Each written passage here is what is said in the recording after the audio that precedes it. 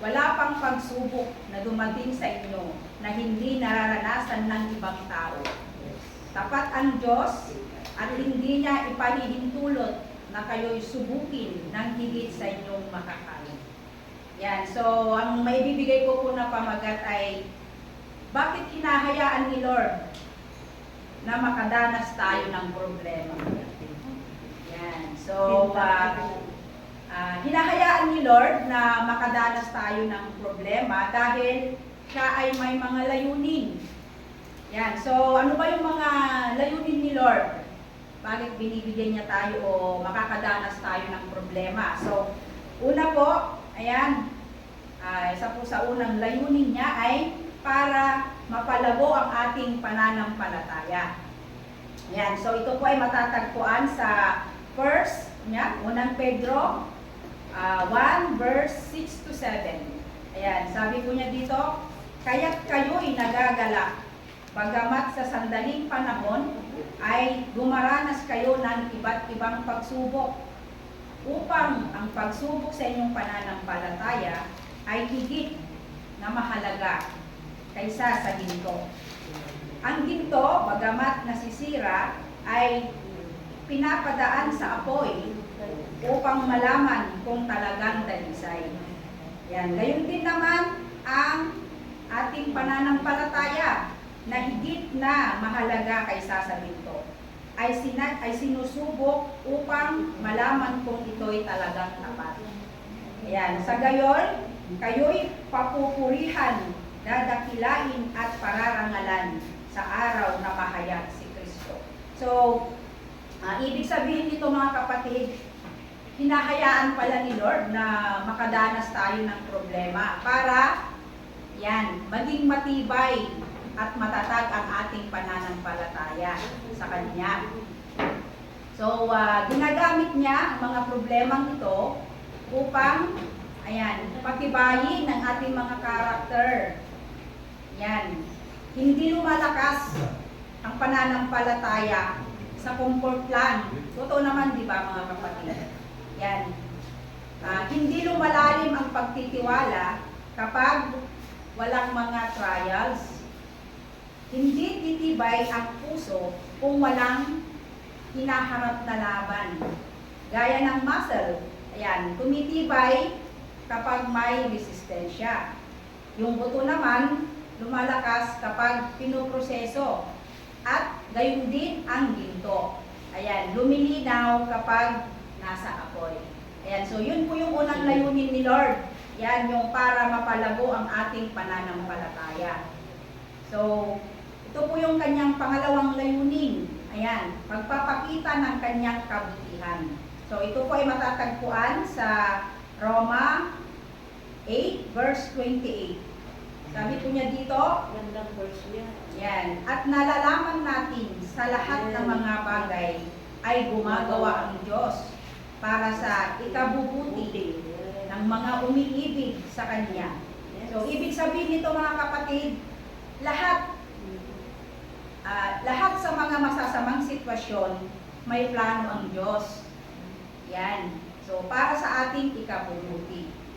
Hinahayaan ni Lord para maranasan natin ito. Ipakita ang realidad ng mundo. Alam naman natin na ang mundo ay imperfection. At brokenness dahil sa pagkakasala ng tao. At hindi perfect ang mundo. Amen? Hindi perfect ang mundo. Kaya nga nangyayari ang sakit. Betrayal, pagkawala, at pagkadismaya. Ang sakit ay hindi sa Diyos. Pero, ginagamit ito ng Diyos para linisin, palakasin, at ihanda tayo para sa malalaking purpose. Ang plano ng Diyos ay perfect. Amen? Kung ang mundo ay hindi perfect, ang plano ng Diyos ay perfect. So, ito naman po yung pangatlo. Pagtuturo ng pagtsatsaga. Ito po ay matatagpuan sa 2 Corinto 4 verse 16 to 18. So sabi po niya dito, kaya't hindi kami nawawalan ng pag-asa. Kahit na humihina ang aming katawang lupa, patuloy namang pinapalakas ang aming espiritu araw-araw. Ang bahagya ay ang bahagyang pananampalatay, ang bahagyang panandaliang kapighatian ay dinaranas namin ngayon ay nagbubunga ng kagalakang walang hanggan at walang katulad. Ayan. Kaya't ang paningin namin ay nakatuon sa mga bagay na di nakikita at hindi sa mga bagay na nakikita. Ayan. Sapagkat panandalian lamang ang mga bagay na nakikita, ngunit walang hanggan ang mga bagay na di nakikita. So, ibig sabihin nito mga kapatid, ang paghihirap sa mundo ay pansamantala lamang. Ayan, kumpara sa walang hanggang kaluwalhatian sa langit. So, ito po yung pinaka last, pang-apat. Ayan, pagpapakumbaba sa Diyos. Ayan, so isa ito sa layunin ni Lord. Bakit binibigyan tayo ng problema? Ayan, pagpapakumbaba sa Diyos. So, matatagpuan po ito sa Santiago 4, verse 10. Sabi po niya, magpakumbaba kayo sa harapan ng Panginoon at kayo ay itataas niya. Ano bang ibig sabihin nito mga kapatid? Ayan, pagpapakumbaba sa Diyos. Ayan, ibig sabihin nito, hinahayaan ni Lord na makaranas tayo ng problema kasi kung minsan nakakalimot na tayo sa Kanya. Ayan, dahil masyado tayong nakapokus sa ating mga sarili. Ayan, nagiging busog tayo sa ating mga gawain. Napupuno ang isip natin sa mga bagay dito sa mundo. Ayan, hinahayaan ni Lord na makadanas tayo para tayo ay magpakumbaba sa Kanya. Ayan, naaalala kasi natin ang Diyos kapag may problema tayo. Ayan, napapansin natin siya kapag may kailangan tayo sa Kanya at natututo tayong umasa sa Kanya. Ayan, so di ba tama naman mga kapatid? Ayan, kasi kung minsan, di ba kapag wala tayong problema, ayan, di ba parang hindi na, yung iba naman, yung iba, hindi na nila naiisip si God, di ba? Yung puro kasiyahan na lang, yung nasa isip nila, hindi man lang sila marunong magpasalamat. Ayan, pero kapag may mga problema, ayan na, di ba? Naiisip na ang ating Panginoon. So, yun ang gusto ni Lord. Ayan, gusto niyang magpakumbaba tayo sa Kanya. Di ba? Kasi kung minsan ang Panginoon kung minsan parang, di ba? Parang nagsiselos din siya, di ba? So, gusto ni Lord na mapansin din natin siya. So, kaya yan, hinahayaan ni Lord na magkaroon tayo ng problema. So, sa kabuuan po nito, mga kapatid, hinahayaan ni Lord ang mga problema, hindi para saktan tayo.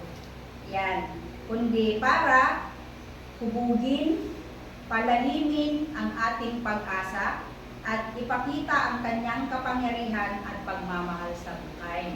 Ayan. So, ang may bibigay ko po na konklusyon ay matatagpuan po sa 1 Thessalonica 5:17. Ayan. So, sabi po niya dito, palagi kayong manalangin at magpasalamat kayo sa Diyos sa lahat ng pagkakataon. So, ayan, ang magandang gawin kapag tayo ay may problema mga kapatid ay, ayan, manalangin tayo sa ating Panginoon. Sabi nga nila, bakit tayo mag-alala kung kaya naman nating manalangin? Diba? Ayan. So, ang problema, kapag may mga problema, nagiging kasi tayo nagiging close tayo sa ating Panginoon.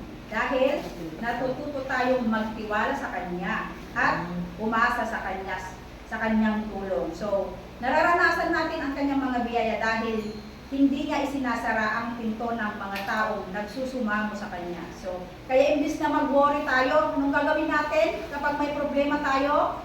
Ayan, manalangin tayo mga kapatid at magpakumbaba. Ayan, ng buong puso. Kailangan buong puso yung pagpapakumbaba natin, hindi yung ano lang, yung sanguso lang. Ayan, kailangan buong puso talaga. Ayan, at para mapayapa ang ating puso at buhay. Ayan, so, ayun lamang po ang aking maibabahagi mga kapatid. To God be all the glory. Amen.